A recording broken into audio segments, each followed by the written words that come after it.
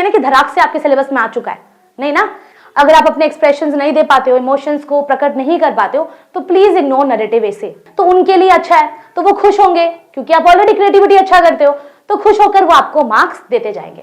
अब बहुत बच्चे ऐसे हैं ना जिनको लगता है कि चलो फॉर और अगेंस्ट ही तो लिखना है, लिख लेते हैं। नहीं, है ना कि ये इसलिए है क्योंकि मैंने ऐसा कुछ देखा अपनी जिंदगी में, तो ये मेरा एग्जाम्पल है। चला खत्म हो गया, पता ही नहीं चला कि स्टोरी में मोरल क्या था। तो बहुत ही रिस्की है, तो रिस्क अगर लेना चाहते हो तो इसमें मत लो, प्लीज 12 IC में रिस्क मत लेना।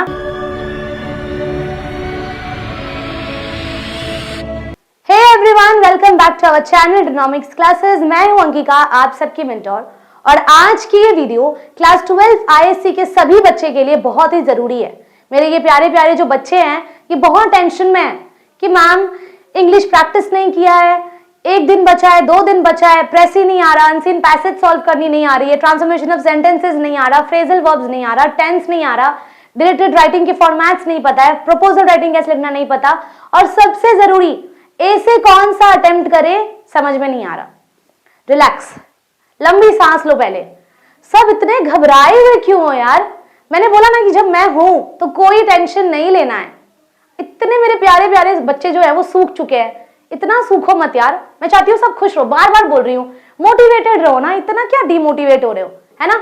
अच्छा, इसके पहले मैं वीडियो स्टार्ट करूं, बता दूं आप लोगों को कि मैं बार बार बता रही हूँ ये चीज। डिस्क्रिप्शन में आपको व्हाट्सएप चैनल का लिंक मिल जाएगा, वहां भेजे हुए सारे क्वेश्चंस के डाउट्स क्लियर किए जाएंगे और क्लियर किए जा रहे हैं। If you are the one जो नहीं कर रहे हैं, आप प्लीज अपनी ऐसे राइटिंग्स, अपनी डायरेक्टेड राइटिंग की जो भी आप फॉर्मेट्स को लिख रहे हो, क्वेश्चंस प्रैक्टिस कर रहे हो, प्लीज भेजो। मैं पर्टिकुलरली पर्सनली चेक करूंगी और सभी स्टूडेंट्स को गाइड करूंगी, वो भी पर्सनली। तो मैं चाहती हूँ कि अगर आपके दिमाग में कोई कंफ्यूजन है, कैसे लिखना है, क्या ये सही है या नहीं, और आपको गाइडेंस नहीं मिल रहा है, मैं गाइड करूंगी आप लोग को, पर्सनली गाइड करूंगी, ठीक है। तो एक काम करो, जितनी भी राइटिंग्स को आप प्रैक्टिस कर रहे हो ना, भले ही वो ग्रामर पोर्शन भी क्यों ना हो, आप उसको मेरे व्हाट्सएप पे भेजो, ठीक है। और फिर वहां से हम सारे डाउट्स को क्लियर करेंगे और फिर पर्सनली कांटेक्ट करके हम सारे डाउट्स को क्लियर करेंगे, ताकि आप एग्जाम्स में वो मिस्टेक्स को ना रिपीट करो। ओके, अब सुनो मेरी बातों को ध्यान से। लाइव क्लास स्टार्ट होने वाली है कल शाम 5 बजे से, ठीक है। तो ये जो क्वेश्चंस करे हो ना मैम, ये आएगा क्या, वो आएगा क्या, लंबी सांस, रिलैक्स, सब बताऊंगी, ठीक है। मैं चाहती हूँ कि वीडियोस के थ्रू क्या हो रहा है ना कि हम सिर्फ आप मेरी बात सुन पा रहे हो, मैं आपकी बात नहीं सुन पा रही, राइट। बट लाइव में क्या होगा, मैं आपकी बात सुन पाऊंगी, आप मेरी बात को सुन पाओगे, आप मुझे रिप्लाई कर पाओगे, ठीक है। हालांकि जो आप कमेंट्स करोगे मैं उसका रिप्लाई जरूर दूंगी और कोशिश करूंगी कि किसी का भी रिप्लाई इग्नोर ना हो और सबके डाउट्स क्लियर हो, ठीक है। तो लाइव क्लास जो स्टार्ट होने वाली है कल शाम 5 बजे से, वो कंटिन्यूअस चलने वाला है 16 फरवरी तक, जब तक आपकी लिटरेचर की एग्जाम कंप्लीट नहीं हो जाती।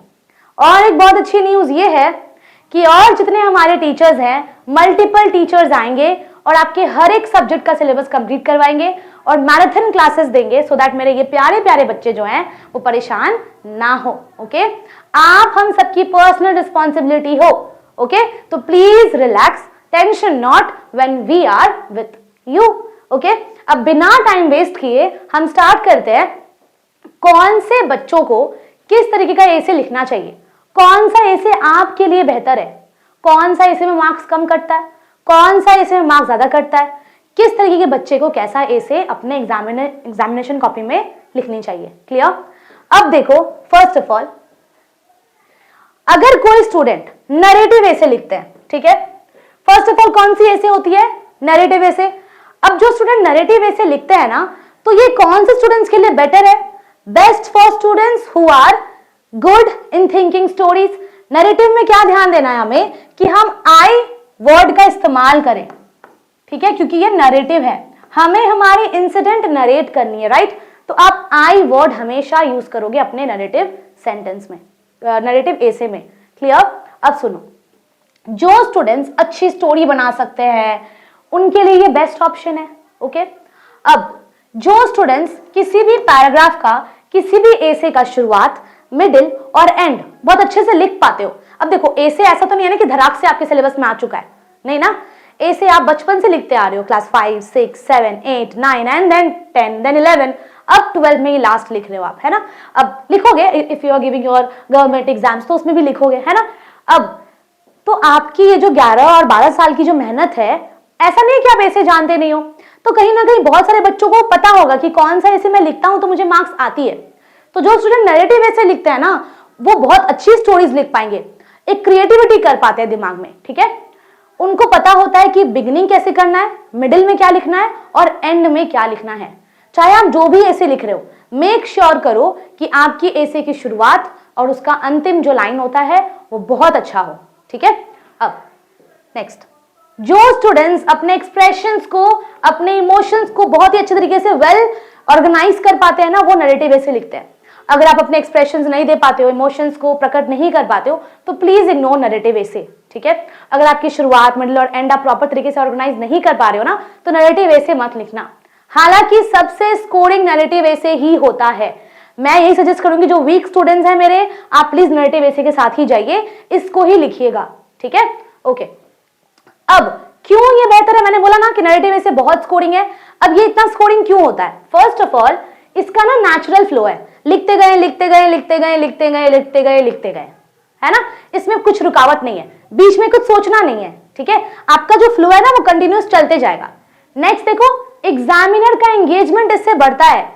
जो आपके कॉपी को चेक कर रहे हैं ना, वो बहुत ही एंगेजमेंट के साथ, इंटरेस्ट के साथ आपके ना ऐसे को पढ़ेंगे, ठीक है। तो उनके लिए अच्छा है, तो वो खुश होंगे क्योंकि आप ऑलरेडी क्रिएटिविटी अच्छा करते हो, तो खुश होकर वो आपको मार्क्स देते जाएंगे।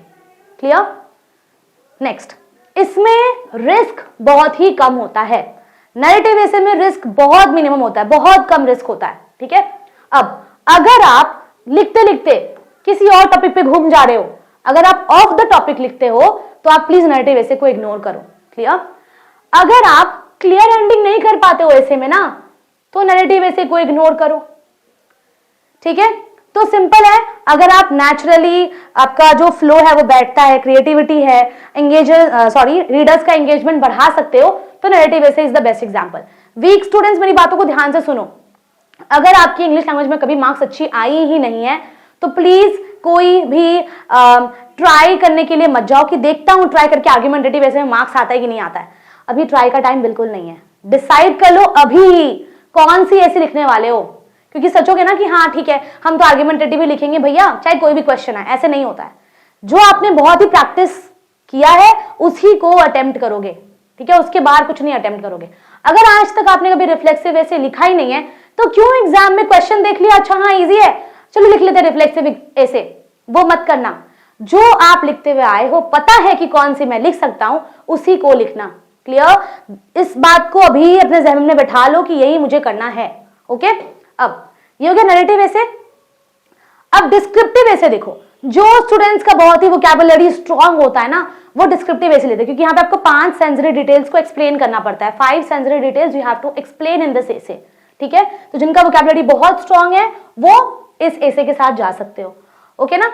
अब इसमें क्या करना पड़ता है, हमें साइट्स को, साउंड्स को, इमोशंस को डिस्क्राइब करना पड़ता है। तो अगर आपकी वोकैबुलरी बहुत ही स्ट्रांग है, डिस्क्रिप्टिव वे में बताते हो चीजों को, तो descriptive way is the best choice for you guys, okay.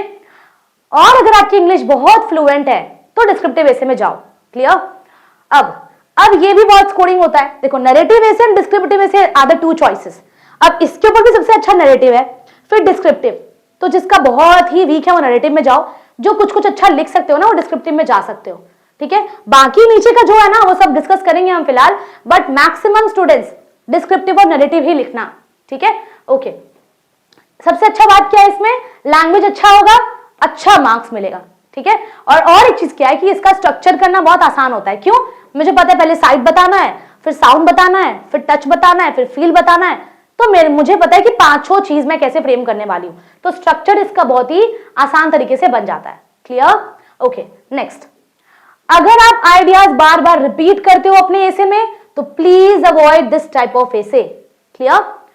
अगर आप अपने डिटेल्स को लिस्ट नहीं कर पाते हो, तो please avoid this type of ऐसे। ओके, समझ गई चीजें? आपको समझ में आ गई? नेक्स्ट देखो क्या है, आर्ग्यूमेंटेटिव। अब बहुत बच्चे ऐसे हैं ना जिनको लगता है कि चलो फॉर और अगेंस्ट ही तो लिखना है, लिख लेते हैं। नहीं, बहुत बच्चे गलती क्या करते हैं, वो शुरू करते हैं फॉर से लिखना कि मैं स्टेटमेंट के फॉर में हूं, फॉर में हूं, फॉर में हूं, फॉर में हूं, बट मैं ना इसमें अगेंस्ट में भी हूं। तो बहुत बच्चे क्या करते हैं, फॉर लिखते लिखते वो चले गए अगेंस्ट में। एग्जामिनर पता है क्या करेगा, शुरुआत से पूरा काट देगा, मार्क्स ही नहीं देगा, 0 मार्क्स मिलेगा तब आपको, ठीक है। तो करना क्या, अगर आप फॉर लिख रहे हो तो फॉर ही लिखो, अगेंस्ट का एक सेंटेंस भी नहीं होना चाहिए।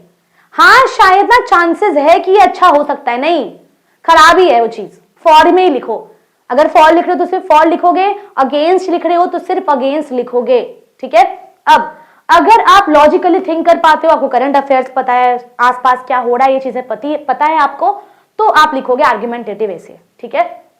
अगर आप पॉइंट्स को क्लियरली ऑर्गेनाइज करना जानते हो तो लिखो आप आर्ग्यूमेंटेटिव ऐसे, ठीक है। साथ में अगर आपको लगता है कि हाँ मैं बैलेंस कर सकता हूं अपनी आंसर्स को, मैं फॉर में अगर सोचा हूं लिखना तो मैं लिख सकता हूं फॉर में बहुत सारी पॉइंट्स को, तभी आर्ग्यूमेंटेटिव ऐसे लिखो। तो अपने आंसर को बैलेंस करना अगर आपको आता है तो you can go with argumentative ऐसे। अगर आपको पॉइंट्स क्लियरली ऑर्गेनाइज करना आता है तो आर्ग्यूमेंटेटिव ऐसे बहुत अच्छा चॉइस है। अगर आप लॉजिकली थिंक करते हो और बहुत चीजें के बारे में आपको नॉलेज है तो आर्ग्यूमेंटेटिव ऐसे is the best choice. Okay, next, इसमें क्यों अच्छा मार्क्स आता है, क्योंकि क्लियर स्ट्रक्चर रहता है, एग्जामिनर फ्रेंडली रहता है, तो ये आपके लिए wise scores well. Avoid if, अगर आपके पास कोई एग्जांपल्स नहीं है और अगर आप इमोशनली उसको प्रेजेंट नहीं कर पाते, ठीक है। सपोज कर लो कि आपको कोई टॉपिक मिला बट आपके पास उसके रिलेटेड कोई एग्जांपल्स नहीं है, तो एक्सप्लेन कैसे करोगे, नहीं कर पा रहे हो ना, तो आर्ग्यूमेंटेटिव ऐसे कैसे लिखोगे फिर आप। अगर सपोज कर लो मैंने बोला मोबाइल फोन्स के बारे में फॉर या अगेंस्ट है कि सपोज कर लो मैंने बोला कि रिप्लेस, क्या टीचर्स को एआई कंप्यूटर्स रिप्लेस कर सकते हैं, फॉर या अगेंस्ट, तो क्या लिखोगे। अगर फॉर लिख रहे हो तो think logically, create your points, okay, organise it nicely, ठीक है। बट अगर आप फॉर लिख रहे हो तो कुछ एग्जांपल्स आपके पास होगा, है ना, कि ये इसलिए है क्योंकि मैंने ऐसा कुछ देखा अपनी जिंदगी में, तो ये मेरा एग्जाम्पल है।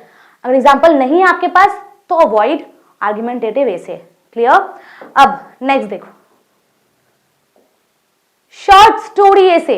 जो स्टूडेंट्स का इमेजिनेटिव पावर बहुत अच्छा है, क्रिएटिविटी पीक लेवल पे है, तो वो शॉर्ट स्टोरी लिखते हैं। बट बहुत मिनिमम स्टूडेंट होते हैं जो इसके साथ जाते हैं, क्योंकि उनको पता है कि हाँ मार्क्स बहुत ही ज्यादा कटता है, कैरेक्टर्स इंट्रोड्यूस करना पड़ेगा, प्लॉट डेवलप करना पड़ेगा। अगर इमेजिनेशन पावर कम है तो please avoid short stories. Okay, next, अगर आपको पता है कॉन्फ्लिक्ट के साथ रिजोल्यूशन कैसे होगा तो शॉर्ट स्टोरी में जाओ। अगर आपके पास इंटरेस्टिंग ओपनिंग्स है तो शॉर्ट स्टोरी में जाओ, ठीक है। अब इसमें स्कोर क्यों अच्छा मिलता है, क्योंकि ओरिजिनलिटी है इसमें और एग्जामिनर का ना इंटरेस्ट जागता है। अच्छा, अगर मान लो सपोज आप कोई भूत का स्टोरी लिख रहे हो तो एग्जामिनर सोचेगा अच्छा ये भूत आया क्या, लास्ट में पढ़ के देखे, तो एग्जामिनर को इंटरेस्ट आ रहा है। बट बहुत ही कम स्टूडेंट है जो एग्जामिनर्स का पेपर में इंटरेस्ट जगा पाते हैं, तो अवॉइड। अगर आपके पास इमेजिनेटिव पावर बहुत ही कम है, अगर आपने कभी इसको प्रैक्टिस ही नहीं की है तो प्लीज इसको अवॉइड करो। देखोगे एग्जाम में चले गए, सेंटेंस बड़ा इंटरेस्टिंग लग रहा है, लिख पाऊंगा मैं तो ऐसे इस पे, बिल्कुल मत करना। सुनने में अच्छा लग रहा है तो लिख लेते हैं, मत करना, ठीक है, वरना मार्क्स बहुत कटेगा। अगर प्रैक्टिस किए हो कभी शॉर्ट स्टोरीज तो ही इसको अटेम्प्ट करो। प्रैक्टिस कभी आपने अगर नहीं किया है तो प्लीज अवॉइड शॉर्ट स्टोरीज ऐसे, ठीक है। ओके, नेक्स्ट देखो, बिग रिस्क। अगर खराब एंडिंग हुआ ना तो मार्क्स धड़ाक से नीचे उतरेगा, मार्क्स ड्रॉप होगा, बहुत गंदे तरीके से ड्रॉप होगा, ठीक है। Moral must be subtle. अब लास्ट में जो भी एंडिंग होता है वो बहुत ही टू द पॉइंट होनी चाहिए, क्योंकि रीडर्स तो पूरा एंड ही पढ़ते हैं ना, पहले स्टोरी चला खत्म हो गया, पता ही नहीं चला कि स्टोरी में मोरल क्या था, तो बहुत ही रिस्की है। तो रिस्क अगर लेना चाहते हो तो इसमें मत लो, प्लीज 12 IC में रिस्क मत लेना, कभी किसी और चीज में रिस्क लेना, यहाँ रिस्क मत लेना यार, प्लीज रिक्वेस्ट कर रही हूं मैं, ठीक है। अब रिफ्लेक्टिव ऐसे देखो, कौन से स्टूडेंट्स के लिए रिफ्लेक्टिव ऐसे बहुत बेहतर है, जो स्टूडेंट्स बहुत ही डीपली थिंक करते हैं, एब्स्ट्रैक्ट आइडियाज को एक्सप्लेन कर पाते हैं और उनके पास में बहुत ही मेच्योर लैंग्वेज है, इंग्लिश की बहुत ही मेच्योर लैंग्वेजेस हैं इनके पास, तो वो लिखते हैं रिफ्लेक्टिव ऐसे, ठीक है। रिस्की क्यों है, क्योंकि इसमें ना बहुत बच्चे क्या करते हैं ना, बहुत सारे पॉइंट्स को रिपीट करते हैं, तो रिपीटेशन पे मार्क्स कट होता है, ठीक है। Next, easy to begin back. अब यहाँ पे ना बहुत ही इजी है कि आपके जो एग्जामिनर है वो मार्क्स बहुत जल्दी काटेंगे, क्योंकि रिफ्लेक्टिव ऐसे बहुत ही कम स्टूडेंट है जो अटेम्प्ट करते हैं। ओके, नेक्स्ट, अब क्या वन वर्ड ऐसे। अच्छा, बहुत स्टूडेंट्स क्या सोचते हैं कि एक वर्ड ही तो है, बहुत कुछ लिख पाऊंगा मैं उसमें, तो याद रखें एक वर्ड का मतलब 4 मीनिंग होता है, ठीक है। एक शब्द का मतलब सिर्फ वही मीनिंग नहीं होता जो आप सोच रहे हो, उसका 4 मीनिंग होता है, तो कंफ्यूजन क्यों पैदा करना यार। कभी प्रैक्टिस किया है आपने वन वर्ड से? प्रैक्टिस अगर नहीं किया है तो प्लीज मत अटेम्प्ट करना यार, प्लीज मैं रिक्वेस्ट कर रही हूँ। Short stories, reflective and one word ऐसे को प्लीज इग्नोर करो। अगर आपने बहुत अच्छे तरीके से प्रैक्टिस किया है, स्कूल में आपको मार्क्स मिलते आया है, तो you can definitely go with this types of ऐसे, ठीक है। बट अगर आपने कभी प्रैक्टिस नहीं की, चॉइस पर डिपेंड कर रहे हो, तो प्लीज अटेम्प्ट मत करना, इसको इग्नोर करना बच्चा, ठीक है। Okay, why risky? Unlimited scope है, easy to lose focus. Examiner सोचता है कि एक ही वर्ड तो था, और डीपली लिखना चाहिए था बच्चे को, और डीपली लिखना चाहिए था बच्चों को, नहीं लिखा ना, मार्क्स कट करो। ठीक है, समझ में आ गई चीजें? ये था कि ये मेरे अकॉर्डिंग था कि कौन से स्टूडेंट को कौन से ऐसे लिखनी चाहिए। अब एक चीज देखो, कंक्लूजन पे आते हैं हम। अब नरेटिव ऐसे में रिस्क लेवल बहुत कम होता है, बहुत कम होता है नरेटिव ऐसे में रिस्क लेवल। ठीक है, अगर जो बच्चे का अंदर क्रिएटिविटी है और अगर वो एवरेज स्टूडेंट है ना, तो वो प्लीज नरेटिव ऐसे के साथ जाइए। ठीक है, डिस्क्रिप्टिव ऐसे में रिस्क थोड़ा सा हल्का सा कम रहता है। ठीक है, जिसका गुड वोकैबुलरीज है वो जा सकते हैं इसके साथ। आर्ग्यूमेंटेटिव ऐसे में रिस्क थोड़ा मीडियम होता है, जो बहुत ही लॉजिकली थिंक कर पाओगे वो जाओ आर्ग्यूमेंटेटिव ऐसे के साथ। ठीक है, शॉर्ट स्टोरी में रिस्क हाई है। ठीक है, प्रैक्टिस्ड क्रिएटिव्स, अगर आपने प्रैक्टिस की हुई है कभी शॉर्ट स्टोरीज तभी जाना, वरना इग्नोर करो। क्लियर? रिफ्लेक्सिव ऐसे में भी रिस्क हाई है, जो स्टूडेंट्स बहुत ही डीप थिंक करते हैं उनके लिए ये चीज बेहतर है, अदरवाइज इग्नोर इट। ठीक है, वन वर्ड ऐसे में ना रिस्क बहुत ज्यादा है, बहुत ज्यादा है। ठीक है, एक्सीलेंट राइटर्स जो होते हैं सिर्फ वही इसको अटेम्प्ट करते हैं। मैं ये नहीं कह रही कि आप लोग इन तीनों को छोड़ दो, जो स्टूडेंट्स इसको प्रैक्टिस करते हुए आए हो, अच्छे से आपको मार्क्स मिला है स्कूल में, टीचर्स आपके मार्क्स एसेज में मार्क्स देते हैं, तो जरूर जाइए इसके साथ। बट अगर आपने कभी प्रैक्टिस नहीं की, मार्क्स नहीं मिला, तो प्लीज इग्नोर करो, प्लीज आप नरेटिव और डिस्क्रिप्टिव में ही जाना। क्लियर? ओके, नेक्स्ट अब कंक्लूजन पे आते हैं हम। अगर कंफ्यूज्ड हो तो क्या लिखोगे, नरेटिव या फिर डिस्क्रिप्टिव। ठीक है, अगर कॉन्फिडेंट हो और ऑर्गेनाइज कर सकते हो तो क्या लिखोगे, argumentative. Avoid reflective and one word unless practised and avoid short story if you can't and well. अगर आपने रिफ्लेक्टिव और वन वर्ड को प्रैक्टिस किया अच्छे से तो ही अटेम्प्ट करो, वरना मत अटेम्प्ट करना। और शॉर्ट स्टोरी अवॉइड करो, अगर आपको एंड अच्छे से करना नहीं आता तो शॉर्ट स्टोरीज को अवॉइड करना। तो डायरेक्टली इनडायरेक्टली मैं ये कहना चाहती हूँ कि मेरे जो एवरेज स्टूडेंट्स हैं, please you can go with narrative and descriptive ऐसे। और जो मेरे टॉपर स्टूडेंट्स हैं, वो अगर आपने कभी इसको लिखा है, अगर आपने कभी और मार्क्स आपको अगर मिला है यहाँ पे, तो श्योरली इसके साथ जाओ। Otherwise you can also go with narrative, descriptive और आर्ग्यूमेंटेटिव। ठीक है, बट ध्यान रहे नरेटिव और डिस्क्रिप्टिव में रिस्क लेवल इज लो। ठीक है, तो ये था मेरा सजेशंस हर स्टूडेंट के लिए जो ऐसे में कंफ्यूज है। अब वेट करो लाइव क्लासेस के लिए, क्योंकि वहां डिस्कस करेंगे बहुत सारी क्वेश्चंस। टिल देन प्रैक्टिस करो, व्हाट्सएप पे पेपर भेजो, मैं चेक करूंगी और पर्सनली गाइड करूंगी। मिलेंगे कल शाम 5 बजे लाइव सेशंस में। Till then take care and thank you for watching. और लंबी लंबी डाउट्स तैयार रखना।